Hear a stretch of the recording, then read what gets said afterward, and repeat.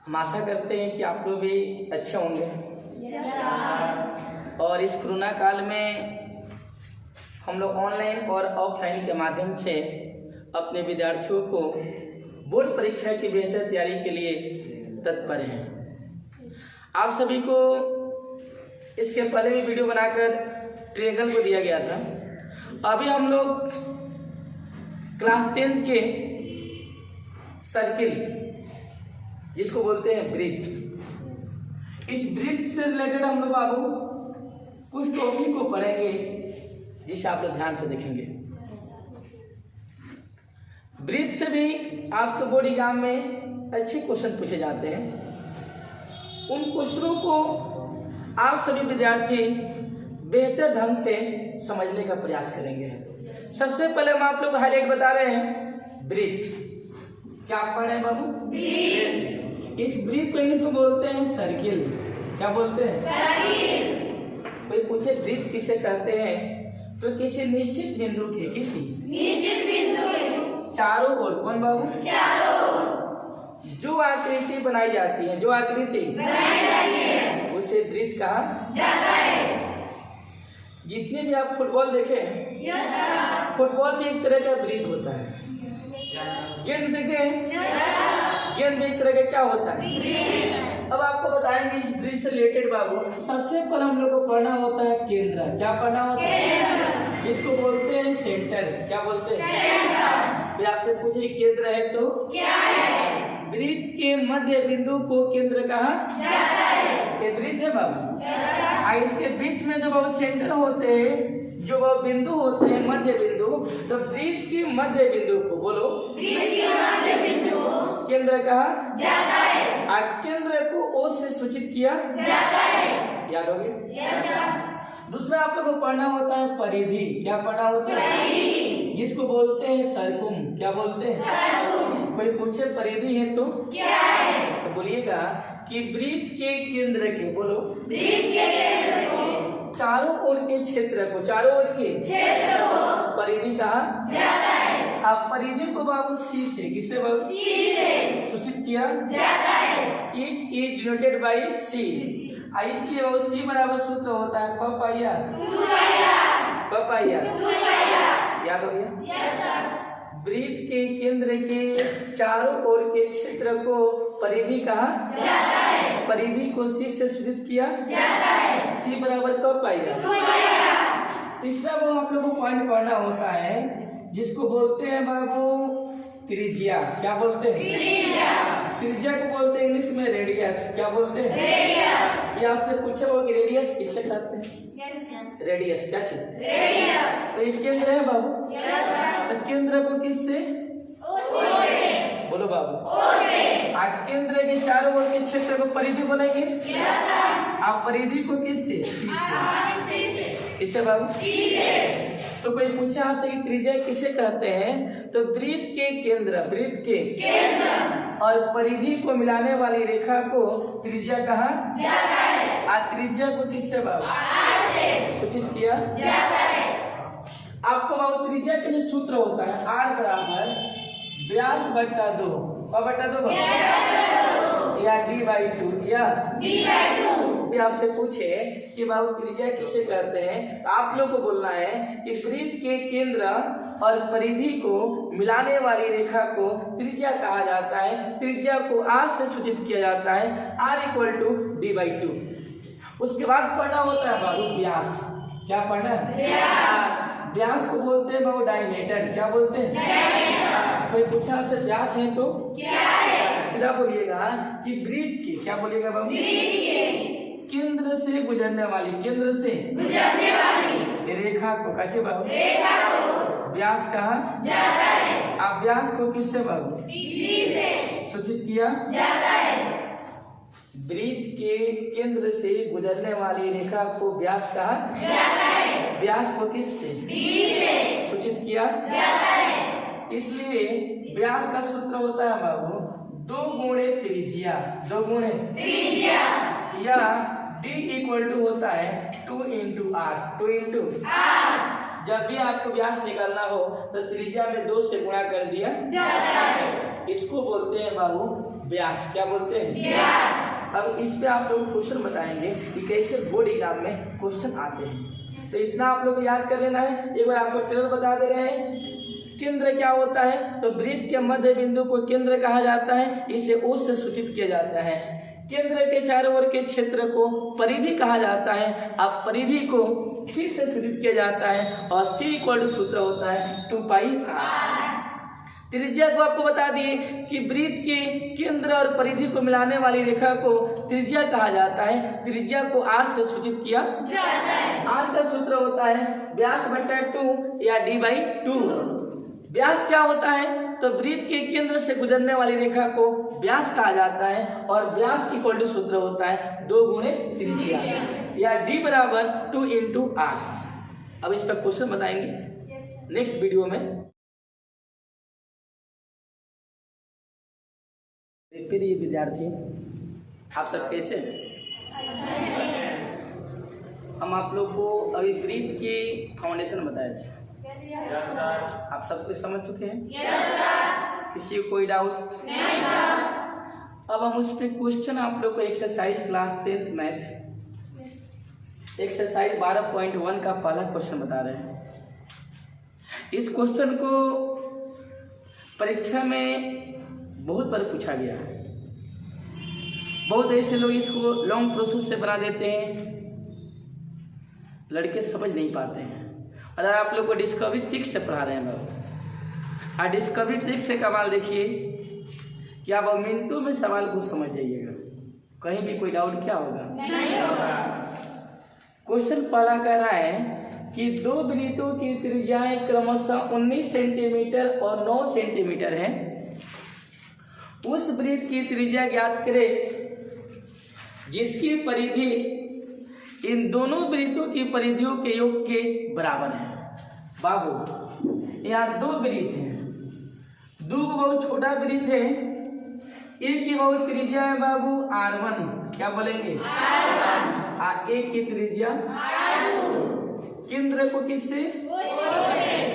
दो केंद्र है तो o डैश। कौन डैश? o dash. एक वो त्रिज्या 19 सेंटीमीटर का सेंटीमीटर।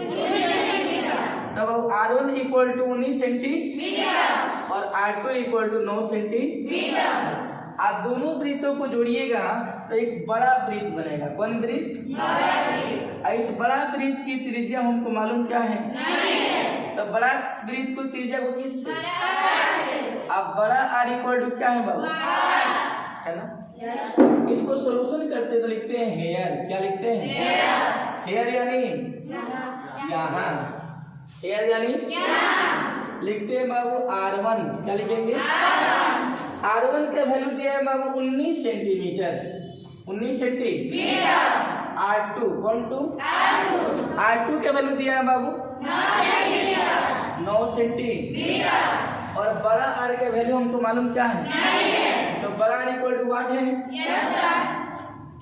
अकॉर्डिंग टू हम चलेंगे क्वेश्चन से। क्वेश्चन में वो कह रहा है कि 2 वृत्तों की परिधियों का योग बड़े वृत्त की परिधि के योग के क्या है? बराबर। 2 को छोटा वृत्त की परिधि जोड़िएगा तो उसका योग बड़ा वृत्त की परिधि के योग के क्या है? बराबर। तो बड़े वृत्त की परिधि को किससे? सी से। और 2 को छोटा वृत्त है। कौन वृत्त है? तो एक हो जाएगा वो C1 और वो प्लस C2। इसका मतलब हुआ बड़े वृत्त की परिधि बराबर 2 छोटे वृत्तों की परिधियों का योग। अभी आपको सूत्र लिखवाए हैं। वृत्त की परिधि बाबू कब पाइया? कब पाइया बाबू? बड़ा वृत्त है, बड़ा लिख देंगे। तो कब पाइया बाबू? C1 है तो 2 पाई r। कौन बाबू? ये r1 हो जाएगा। पहला है तो r1। कब पाई r बाबू? और दूसरा है तो कौन? 2। अब देखिए बाबू 2 पाई r बाबू क्योंकि मैथ का नियम कहता है कि जो दोनों में शामिल हो उससे कॉमन कर लिया। देखिए यहाँ दिख रहा है ना सबको? यहाँ भी कब पाई? यहाँ भी 2 पाई से 2 पाई को कॉमन कर लिया या 2 पाई कॉमन कर लेंगे क्या बचेगा आई बोलिएगा देखिए इधर भी 2 पाई है यहाँ भी 2 पाई है 2 पाई से 2 पाई क्या हो गया क्या बचेगा बाबू दिखता है कौन 1 R1 का वैल्यू बोलिए और R2 का वैल्यू बोलिए 9 सेंटीमीटर इसलिए क्या इक्वल टू 19 प्लस 9 जोड़ेंगे तो कितना हो जाएगा बाबू 19 प्लस 9 इक्वल टू कितना हो जाएगा 28 सेंटीमीटर का हो गया। एक वृत्त का परिमाप और क्षेत्रफल संख्यात्मक रूप से बराबर है तो वृत्त की त्रिज्या ज्ञात करें। इसका हम सॉल्यूशन करते हैं बाबू और आपको पता है कि दे दिया कि वृत्त का परिमाप क्या लिखते हैं बाबू वृत्त का परिमाप और वृत्त के क्षेत्रफल के संख्यात्मक रूप से बराबर है। ये लिखेंगे वृत्त का परिमाप इक्वल टू वृत्त का क्षेत्रफल। हम आप लोग को पिछले वीडियो में आपको सिखाए थे सूत्र भी लिखवाए थे कि वृत्त का परिमाप का सूत्र क्या होता है सब कोई बोलेंगे वृत्त का परिमाप का पाइया परिमाप और परिधि एक होता है तो कब पाइया बाबू अब वृत्त का क्षेत्रफल होता है पाइयर यहाँ भी पाई है यहाँ भी पाई है और पाई से पाई क्या हो गया और 2r बचेगा आई इक्वल टू कौन स्क्वायर बोलो बाबू यहाँ पर 2r है बाबू इसको r गुणे r लिख सकते हैं एक r से एक r क्या हो गया इसलिए क्या इक्वल टू 2 मात्रा कौन बाबू क्या हो गया बाबू। तो ऐसे आप लोग सवालों को चुटकी में पढ़ने के लिए आप डिस्कवरी कोचिंग सेंटर के ऑनलाइन क्लास में ज्वाइन करें। हर एक सवाल को आप लोग को हवा मिठाई जैसे समझा दिया जाएगा हर एक क्वेश्चन आप लोग याद हो जाएंगे। क्वेश्चन है बोर्ड पे आपके स्क्रीन दिख रहा होगा एक वृत्त की परिधि बोला जाए 220 मीटर है 220 मीटर है तो इसकी त्रिज्या क्या करे बाबू तो आप सबको पता है कि बाबू लेकिन चूंकि वीनो बोलो बाबू वीनो हम जानते हैं कि परिधि आप जानते हैं ना वृत्त की परिधि बोलो बाबू 220 दिया है ना 220 सेंटीमीटर आप परिधि का सूत्र बोलिएगा कब यार बाबू बराबर कस 220 सेंटीमीटर बाबू 2 जाऊंगे बाबू पाई है बोला जाए पाई का मान बाबू आगुण का बराबर 220 जो कटने वाला रहता है कटा देते हैं नहीं कटने वाला होता है मैथ में छोड़ देते हैं 2 में 22 से गुणा करें कितना है अब बट्टा बोलिएगा आगुण बराबर का 37 एक गुणा में उधर जाएगा तो क्या इक्वल टू बाबू चेंज कर देंगे ना जब भी चेंज करते तो गुण कर देते ऊपर मोड़ी कर देते तो बोले 220 तो इसका बाद नीचे वाला ऊपर वाला 7/44 हो जाएगा जो कटने वाला रहता है उससे कटा दिया देखिए बाबू यहाँ से कटा दिया जाए बाबू तो यहाँ पर आप बताइए कि 22 है क्या है बाबू क्या है बाबू यहाँ पर क्या है 44 के पढ़ा अगर हम 5 बार पढ़ेंगे तो कट जाएगा बोलो बाबू 44 में कैसे गुणा करें तो बाबू कितना आ जाएगा बाबू 7×5 इसलिए बाबू क्या इक्वल टू 7×5 सेंटीमीटर आंसर हो गया जो क्वेश्चन पढ़ाया जा रहा है समझ में आ रहा है कोई डाउट फिर हम नए क्वेश्चन की तरफ चल रहे हैं ठीक है एक वृत्त का क्षेत्रफल 6 से 16 सेंटीमीटर स्क्वायर है तो वृत्त की परिधि क्या करें ऐसे सवाल हमेशा पूछे जाते हैं एग्जाम में ठीक है तो यहाँ लिखेंगे बाबू चूंकि इट इज क्या बोलेंगे कौन डाइट बाबू दिया है कि बहुत दिया है कि वृत्त का क्षेत्रफल कौन बाबू? 616 कौन बाबू? सेंटीमीटर कोई दिक्कत बाबू? हम आप लोगों को पिछले वीडियो में पढ़ाए थे कि वृत्त के क्षेत्रफल होता है पाई आर स्क्वायर। क्या होता है?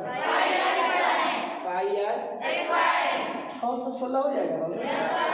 पाई के मान बोला जाएगा 22/7 इक्वल स्क्वायर 616 जो के साइड बदलते हैं तो चिन्ह बदल जाता है।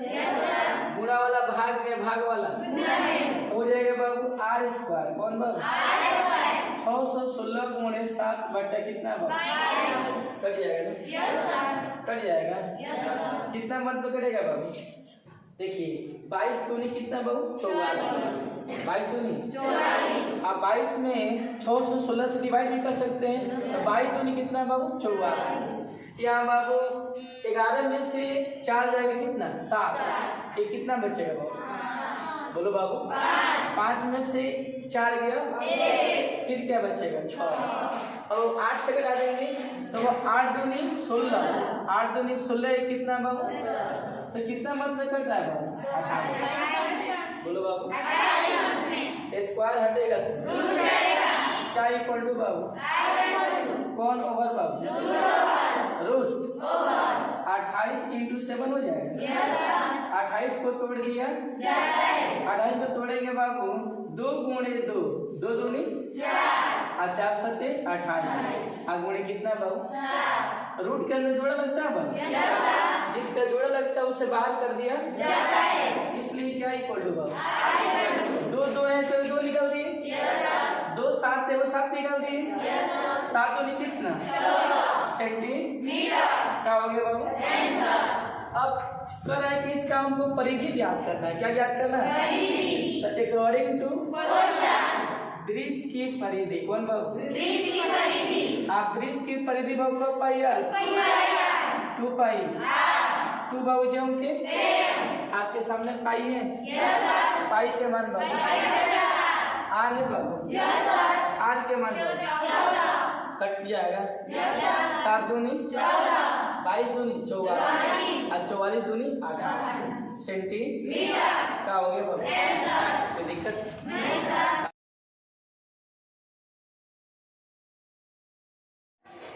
अब हम लोग नेक्स्ट क्वेश्चन पर ध्यान देंगे। डिस्कवरी कोचिंग सेंटर के ऑनलाइन क्लास के क्वेश्चन नंबर 9 पर हम लोग ध्यान देंगे। आप सभी को इसके डिस्क्रिप्शन में सभी प्रश्नों का लिंक दे दिया जाएगा। आप लाइन से एक एक वीडियो ध्यानपूर्वक देखकर पढ़ेंगे तो पूरी वृत्त के क्वेश्चन आप आसानी से तैयारी कर सकते हैं। बोर्ड एग्जाम में कोई भी दिक्कत नहीं होगा। ऐसे आप लोग को सभी तरह के क्वेश्चन की तैयारी करा दी जाएगी। आज आपको बता दूं कि डिस्कवरी कोचिंग सेंटर पिछले 12 वर्षों से पचरुखी प्रखंड में सिवान जिला में एक अलग पहचान बनाया हुआ है। पूरे सिवान जिला में सबसे अधिक रिजल्ट देने वाला coaching centre discovery coaching centre है। यहाँ के एक नहीं 17-18 ऐसे विद्यार्थी हैं जो मैथ में 100 में 100 नंबर लाते हैं। तो यहाँ की पढ़ाई की क्वालिटी एक अलग होती है। आप बेहतर तरीका से ऑनलाइन वालों नए जुड़े हुए हैं, इससे आप लोग भी सभी विद्यार्थी बोर्ड परीक्षा की तैयारी करने वाले लाभ ले सकते हैं। हम आपको उज्जवल भविष्य की कामना करते हैं। यहाँ दिया है कि 2 वृत्तों की परिधियां 2:3 में है तो इनके त्रिज्याओं का अनुपात क्या होगा? देखिए पहले वृत्त की परिधि यहाँ पर अनुपात है, अनुपात यानी बट्टा होता है। तो पहले वृत्त की परिधि बट्टा दूसरे वृत्त की परिधि बराबर 2/3। हम आपको परिधि का सूत्र पढ़ाए हैं 2 पाई आर। कब पाई आर? पहला है तो R1 और दूसरा है तो R2। 1/3 बाबू 2 से 2 क्या होगा? पाई से पाई ये R1/2 तो 2/3 है ना। इसलिए R1 अनुपात कौन टू 2:3 का हो गया।